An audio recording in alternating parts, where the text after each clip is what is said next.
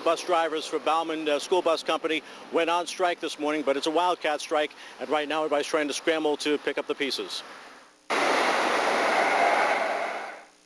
School got off to a slow start at the Fox Lane Middle and High School campus.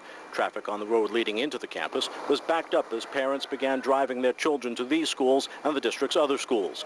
Drivers for Bauman School Bus Company are staging a wildcat strike over wages, health benefits, and vacation time. They're members of Local 456 of the Teamsters, but the union is not endorsing the strike.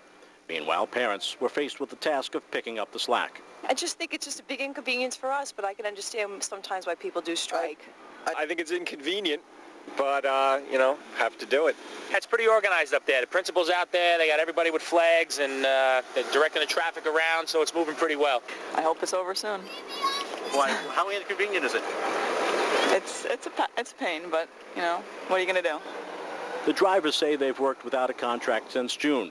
They were given an offer from Bauman earlier this month, but they didn't like it. Back in 1995, these guys were making $13 an hour.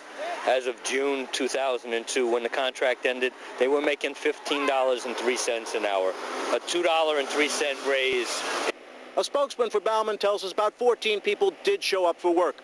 But Murray Portnoy is also telling us that he thinks the people who are on strike are using the children to try and extort money to which they're not entitled. School Superintendent Bruce Dennis says he's trying to find an alternative means of transportation for the students.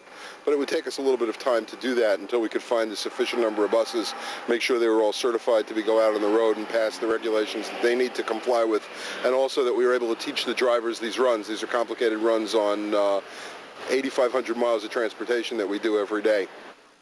And of course, now the next big test is going to be this afternoon when students go home for the day. And with this rain, it could make for a very interesting commute for those students back home. Matt? Thanks very much. That's John Goff. He'll be out there in Bedford covering this story for us all day. And once again, here's information parents and kids need to know about the bus strike in Bedford. There are no buses today for students in the Bedford Central School District. All school buildings open an hour earlier and close 2 hours late in order for parents to drop off and pick up their kids. And that's going to go on until further notice. Parents, you're going to have to transport your children to and from school. The district doesn't plan on providing buses until at least Monday. Well, there won't be